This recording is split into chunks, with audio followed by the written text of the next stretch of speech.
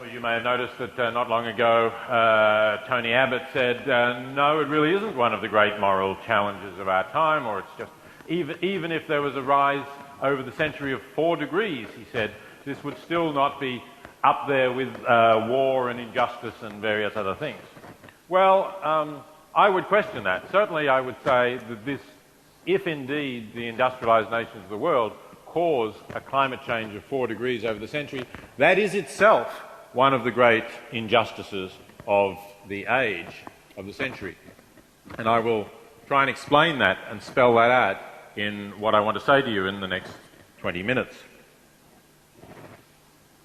So let me begin by saying the topic of this panel is the ethics of climate change, and I think it's really important that we do see this as an ethical issue, that it's not just a technical problem to be solved, as we can get into thinking in some ways. It's not just a political issue to be negotiated. It's not just a matter of Australia's future, although of course Australia's future is important, and that Australia and Australians have a decent future is itself an ethical value of importance. But it's an ethical issue in a much more standard sort of way, and we have to sometimes reframe our thinking to see that it's an ethical issue of justice, and of justice of really quite a familiar kind, of justice in distributing a limited resource. So the standard way of thinking of a question of justice in distribution is to imagine that you have a pie and various people want a slice of the pie, and in fact they would, if you add together how much they want, suppose you just ask them, well, how much of this pie would you like? And let's say there's 10 people and each of them say, I'd like a quarter. Well, obviously you can't give them all what they want. So then you have a question, so how much should we give everyone? Since everybody would like a much larger slice than everybody can have. And you might then start thinking about what are the principles on which we should distribute this pie among the 10 people who would like a slice of it. Now, I think everybody would recognise that that's a question of justice, and that if, for example, you simply said, well, let's give it all to the person who can pay the most for it, that we might raise questions about that, about whether that was the most ethical way to distribute this pie. I'm not saying necessarily that it's not. You can imagine arguments depending on the context in which you are, but at least there's questions that could be raised about whether that's the most ethical way to distribute it. So these are standardly ethical questions, and I think that what we have with climate change is, in some respects, just like one of those questions of what sort of principles do you use. We don't see it that way because we don't see the atmosphere as something there to be carved up. And we've always grown up with the idea that the atmosphere is a limitless resource, because we've thought of the atmosphere as providing us with air to breathe, and no matter how much we breathe, we don't seem to be using up the capacity of the atmosphere to supply us with enough air to breathe. It's only more recently that we've started to see a problem, and it's not actually a problem with the atmosphere itself, it's a problem with what happens if we continue to put our waste gases into the atmosphere. So in the book that Nick mentioned, One World, I use a somewhat different analogy here. Imagine that we have a village that disposes of its wastewater, its the wastewater that runs out of the kitchens and bathrooms and so on, by putting it down a drain. There's some sort of natural drain hole, if you like, in the village, which just exists there. Nobody built it or created it. And everybody just pours their wastewater down that. And for as long as anyone can remember, that's been perfectly fine, not caused any problems. But for some reason, the amount of wastewater being produced increases. Now, this could be because the number of villages grows, or it could be because somebody invents washing machines, let's say, and so they start washing more and using more water. But for whatever reason, they have, good and perfectly respectable reasons for putting more wastewater down the drain, but eventually this does cause a problem. The drain starts to fill, overflow, it can't cope with the capacity of what's going down it, and this produces problems. Perhaps it leaves foul-smelling sewage wastewater accumulating in a pond in the midst of the village, which can cause diseases, in some way something that is not acceptable, is not tolerable to the villagers. So what do you do in that situation? Clearly, let's assume that there's no way that we can increase the capacity of the drain. We just don't know how to do that. We don't really know even exactly what's going on. But so the only thing we can do is to say, well, we're putting too much wastewater down that drain. We have to find some principles on which we reduce the amount that's going into it. And now if you think of that and imagine discussing those principles, it's pretty easy to see that that's an ethical issue and that there are some principles that we might want to develop. So some people, we might say, well, let's have a 10% cutback on the amount that we put in as compared with what we're putting right in now. And then some people might start to say, well, I need to do a lot of washing because my occupation soils my clothes a lot more, so I need more water to go down. That's where you start to get into the kind of debates as to what you will accept as a reason for allowing people to vary from equality. But I think when you think about that issue, you would all start to think about, well, what are the possible sorts of broad principles that we might use here? And I think it's very similar when we move to the atmosphere. We're in a very similar kind of position because it's not waste water, it's waste gases that we're putting into the atmosphere. But we are starting to see that we are putting more into the atmosphere than the atmosphere can cope with without consequences that we pretty much all agreed are consequences we don't want. Now, it's not totally parallel to the example I gave you because in terms of climate change, it certainly affects people differentially. So in the village example, I just gave you the example that there's a foul-smelling swamp forming in the middle of the village and nobody likes that. But in terms of climate change, we're going to have different effects on different people.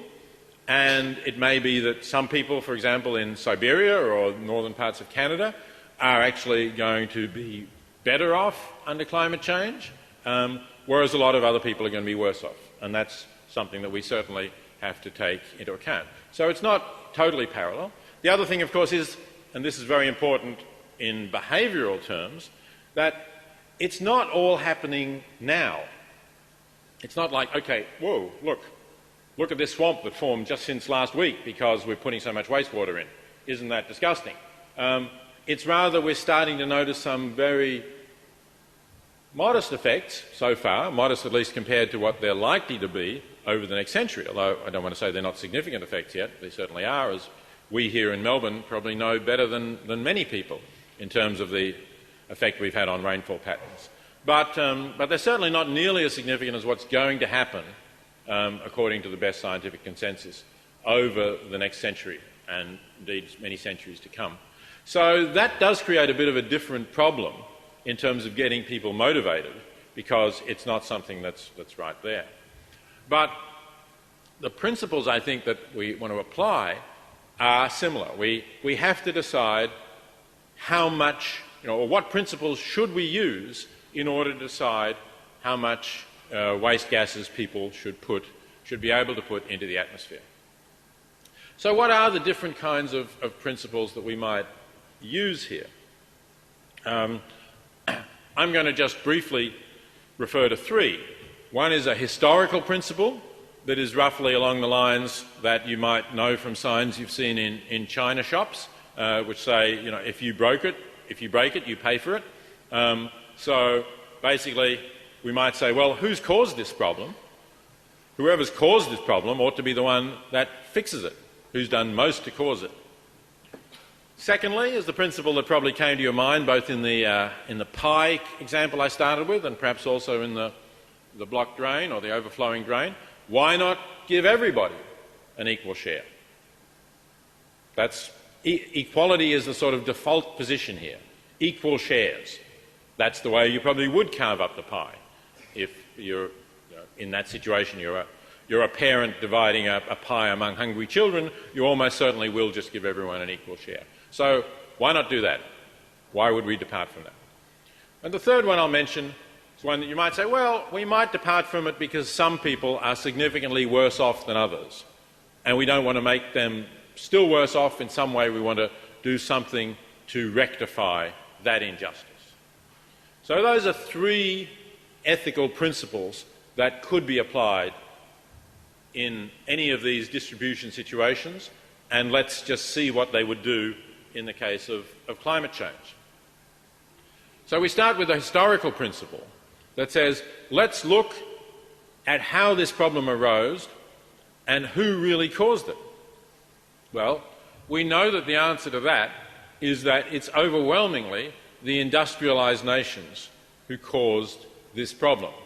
It's a problem that has occurred over the last 250 years, since the beginning of the Industrial Revolution, when carbon emissions started to rise rapidly, largely from the burning of fossil fuels, coal in particular.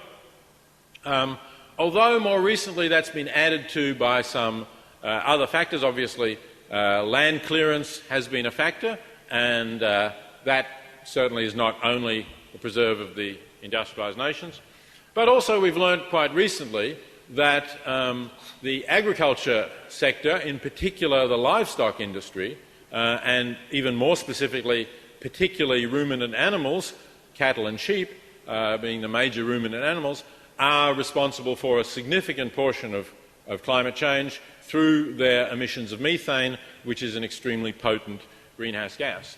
Well, here too we find that the industrialised nations have much higher meat consumption, much higher beef consumption in particular, than the developing nations, at least on a per capita basis. And so not only sort of going back 250 years over that period, but also even more recent times, they've contributed more to causing this problem by the large number of ruminants in particular that they're responsible for creating and producing. So on a historical principle, you have to say it's the industrialised nations that have done the most to create this problem, and if that's the principle that you accept, then they are the ones that would certainly have to do the most in order to remedy the problem. Suppose we move to the basic default equality idea. You might ask, what would this actually mean in the context here? What would equal per capita emissions mean? Well, there's a German advisory council of the German government on global change, which a year or so ago came out with an interesting report in which they divided up this way, which seems to me a good way to do it. They said, let's try and calculate how much the world can emit up to 2050 without making it probable that we will have dangerous anthropogenic climate change. Now, some people will say it's too late. We're already on the course where dangerous anthropogenic climate change is more likely than not. But this council said, look, we think if we can hold global warming to 2 degrees Celsius over then there's only a 1/3 chance of dangerous anthropogenic climate change. Now, actually, personally, I think 1/3 is extremely risky. I don't like running 1/3 chances of things that could cause the deaths of billions of people. But, you know, maybe to go for any lower chance is really just impossible. Maybe that is too late. So they said, let's calculate what we can do, how much we can emit up to that point. They did that. Then they said, OK, now what we can do is divide this up among the world on a per capita basis and then give each country its share in proportion to the number of people in each country. And then we can look at how much they're actually producing now, and we can say, in how many years, at current rates of emissions, business as usual scenario, will you use up your quota of how much you can emit up to 2050? The result of that, which does, as I say, seems a good way of giving a sort of equality, equal per capita emissions. The result of that is that the industrialised nations, in particular the biggest per capita emitters, of which we in Australia are one, along with Canada and the United States, we have very little time before we use up entire quota to 2050 on current standards. It's less than 10 years that we have at current rates that these nations have. And some of the European nations have just a little bit more, but we are very quickly going to use up our equal per capita share at present rates. Whereas the developing nations have much longer in which to do it. In fact, they have more. India, for example, has, on this calculation, 88 years. So on present rates of emissions, it could go on for 88 years and it still wouldn't have used up its quota to 2050, which the mathematicians among you will know is actually only 40 years ahead, not 88. So doing pretty well. Some of the even poorer nations, like Burkina Faso in Africa, has, at its current rates of emissions, 2,800 years before it will use up its 2050 emissions. That shows you just how skewed current emission rates are and how unfair, if you like, the current distribution is. Think of it in terms of a pie, and think of some countries, including us, having slices that are 290 times as big as some other countries, because that's roughly the situation that we're in. Now, you might then say, well, OK, so equal per capita shares are impossible, aren't they? We could never reduce our emissions so that we could not exceed our equal per capita share by 2050. Well, if we had international carbon trading, it might not be that impossible, because some countries would have a large amount of quota to sell. India would be an example, with a large population and plenty of spare margin, could sell quota to countries like Australia or the United States. Burkina Faso would also have quite a lot to sell, though its population is much smaller. So it would actually redress the imbalance in wealth to some extent, as well as providing an incentive not only for us to dramatically reduce our emissions so we don't have to fork out billions of dollars to buy more in, but also to the developing countries to keep their emissions as low as possible so that they have a lot of quota to sell to the nations who do it. It's as if they've suddenly got a new export industry to sell their greenhouse gas emissions quotas to the nations that are exceeding their per capita shares. Now, so that's the second principle. The third one, helping the worse off, which is often thought of as a principle of justice, espoused, for example, by the 20th century American philosopher John Rawls, would, of course, also skew things in the same direction. In other words, it would say the best off nations, again we're among them, are the ones that should do the most, and the poorer nations should have less to do. And that would also then, I think, mean that we have to do a lot more. Nations in Africa would not have to really do anything at this stage, and other nations would perhaps be in the middle. Nations like China, which are becoming more affluent and have a large affluent section, would not have to make the dramatic cuts that we do, but would still not be able to continue to increase. So I think on any of these three principles, all of which to me have a certain kind of plausibility, but on any of them, what we are doing is simply wrong, simply not defensible in any principled, ethical way. I know we could talk about other possibilities, and I just don't have time to do that. But I do want to say one more thing before I close, and that is, how should we think about the wrong that we're doing? I've argued we should think of it as an injustice, obviously. But I also want to say now that I think we should think of it as an extremely serious injustice. And I think this is how future generations will judge us, with a different perspective. Think, for example, about how we now judge the colonialist period and the attitudes of those living, well, really only 100 years ago, but go back between, say, 100, 150 years ago, living in the imperial powers of Europe, who went out and colonised Africa and whatever other parts of the world they could really control. We think of that as wrong. We think of those them have committed a huge range of wrongs. We think of them as having done it quite often to enrich themselves, although sometimes, in fairness, they did it for good motives as well. They honestly believed they were civilising the natives and bringing them better government and so on. But we see it as a kind of exploitation of the colonised by the benefit of the imperial powers, which in many ways cost a large number of lives. Of course, through the wars of colonisation, through various other poverty that was caused to some extent by the colonising process.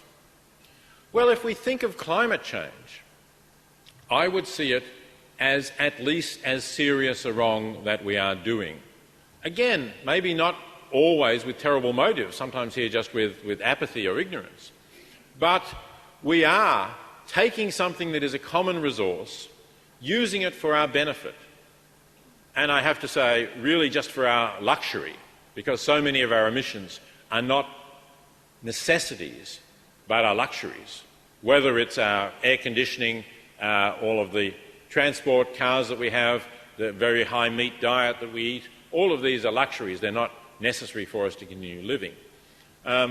So in order to support that luxurious lifestyle, we are imposing huge costs, both on present other nations and much more in future generations. So we're doing an injustice to those who are defenceless because they don't even yet exist, or they're just babies.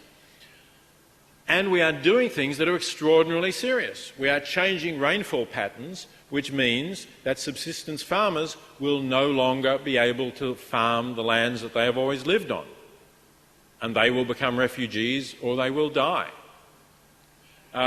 We are causing sea levels to rise, which will affect us, but which will affect tens of millions of people in the low-lying delta regions of Egypt or Bangladesh, just to take some example, where they farm fertile lands and where they will be inundated by rising waters. So it's an enormous wrong that we are doing, that we now know we're doing, at least for the last 15 years. We've known, I think, without any real shadow of doubt that we're doing it, and yet we're continuing to do it. I think it's harder to think of a more serious piece of ethical wrongdoing on this kind of scale that has happened at any time before. Thank you very much.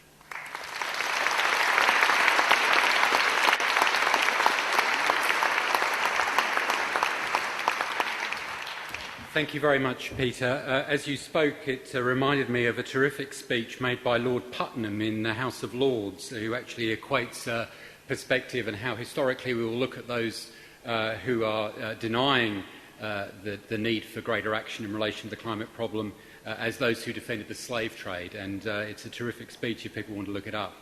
And our next speaker is Tim Soutphommasane. I've been practising that, and I'm assured that that's exactly the right way to pronounce it. I first met Tim around about 6 years ago when I was working for the New South Wales government, and Tim was even younger, of course, than he is now. And he was a quite brilliant young man who was about to go to Balliol on a Commonwealth scholarship. He's now back in Australia. He's working with Per Capita. He's at Melbourne University. He writes quite beautifully, I think, on matters philosophical, one of them being the climate problem. He's written some superb pieces for The Australian, and he's written a wonderful recent piece for the Policy Network, which is a network of thinkers around the world. And when Tim thought of, and Tim and I were thinking about who could make a really fresh contribution to the climate debate, Tim was the name that came to my head. So, Tim Soutphommasane.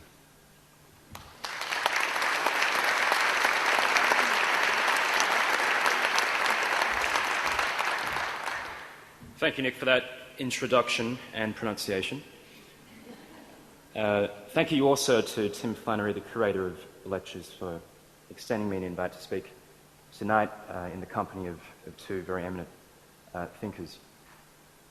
I'm a political theorist, and political theorists have a habit of seeking inspiration from the words of long dead and forgotten philosophers and theorists.